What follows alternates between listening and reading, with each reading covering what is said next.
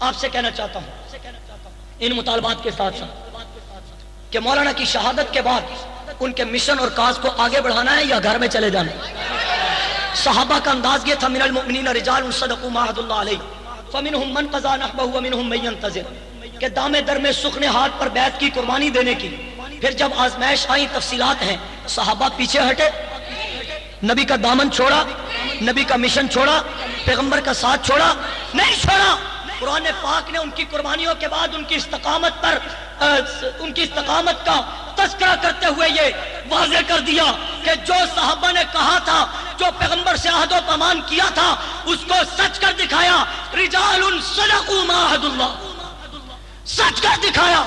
اور آگے قرآن کہتا ہے فمنہم من قضى نحبہ، کچھ تو ان صحابہ میں وہ تھے جو بیڑیاں ہتھکڑیاں پہن کے جیلوں میں چلے گئے، کچھ وہ تھے جو جام شہادت نوش کر کے اللہ کو پیارے ہو گئے، کچھ وہ تھے جنہوں نے دودھ پیتے بچے نیزے کی انگلیوں پر رکھ کر ذبح کروا دیے، کچھ وہ تھے کہ جو شہید ہو گئے، جام شہادت نوش کر گئے، بیویاں قربان کر گئے، بچے یتیم کر گئے، یہ سارا کچھ کر گئے۔ فمنہم من قضى نحبہ، کچھ تو وہ تھے جنہوں نے قربانی دی، اور جو پیچھے تھے وہ گھروں کو چلے گئے، وہ مایوس ہو گئے، وہ خوف زدہ ہو گئے۔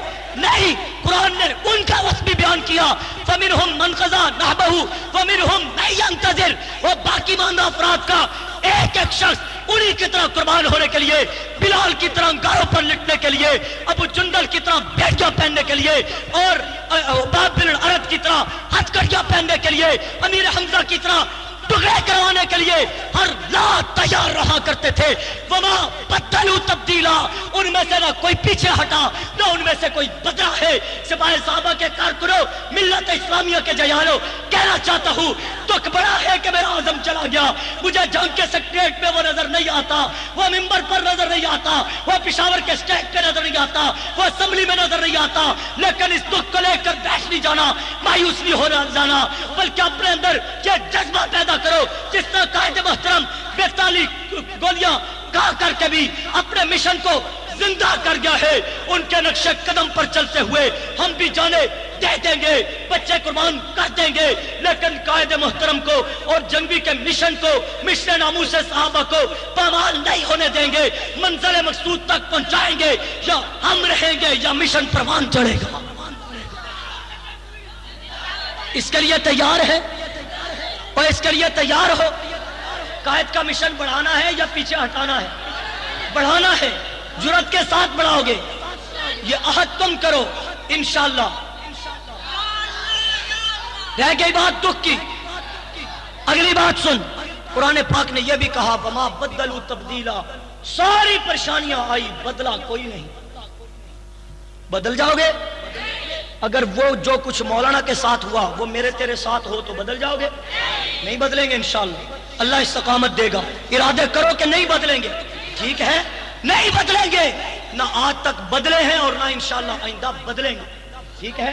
دوسری بات زخموں کی ہے، تو قرآن نے یہ بھی کہا وَلَا تَهِنُوا فِي ابْتِغَاءِ الْقَوْمِ، ان کافروں کا پیچھا جاری رکھو، ان کافروں کا پیچھا جاری رکھو۔ یا اللہ ہم تو زخمی ہو چکے ہیں، دل کرچی کرچی ہو چکا ہے، اللہ ہم یتیم ہو چکے ہیں، ہم نے لاشیں اٹھائے ہیں، کیا بچا ہمارے پاس جو اب بھی حکم ہے کہ ان کا پیچھا کرو؟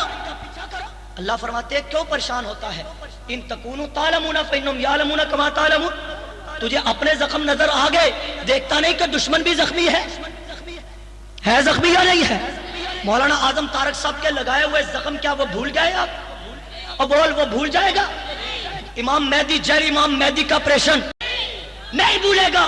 تو رب تعالیٰ سمجھانا چاہتے ہیں تم بھی زخمی ہو تو دشمن بھی زخمی ہے، لیکن دشمن زخمی ہونے کے باوجود اس کو پتا ہے کہ مجھے رب نہیں ملنا، جنت نہیں ملنی، کوئی مقام نہیں ملنا، پھر بھی اپنی کفریہ شیطنتوں کو جاری رکھے ہوئے ہیں۔ پشاور کے مسلمانوں، اللہ کہتا ہے تم زخمی ہو تو ان زخموں کے بدلے میں وَتَرْجُونَ مِنَ اللَّهِ مَا لَا يَرْجُونَ، تمہیں یہ تو امید ہے کہ ہمیں زخموں کے بدلے میں اللہ ملے گا، کیا تم رب کی ملاقات نہیں چاہتے؟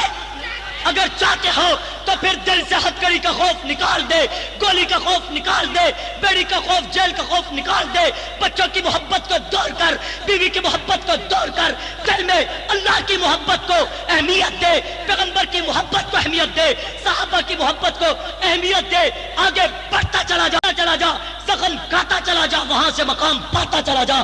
کامیابی تیرا مقدر ہے، ناکامی دشمن کا مقدر ہے۔ اوذو فی سبیلی، توجہ، اوذو فی سبیلی، وہ رب یہ بھی کہتا ہے میری راہ میں ستائے گئے، زخمی کیے گئے، تنگ کیے گئے، آزمائشوں میں ڈالے گئے، تو کیوں پریشان ہوتے ہو؟ لَأُكَفِّرَنَّ عَنْهُمْ سَيِّئَاتِهِمْ، میں تمہارے گناہ بھی تو معاف کروں گا۔ گناہوں کی معافی نہیں چاہتے؟ جب سارا کچھ ہے تو پھر پریشان کیوں ہوتے ہو؟ جرأت کرو، زخموں کے باوجود صحابہ کی طرح آگے بڑھتے چلے جاؤ۔ بڑھنا ہے آگے یا پیچھے ہٹنا ہے؟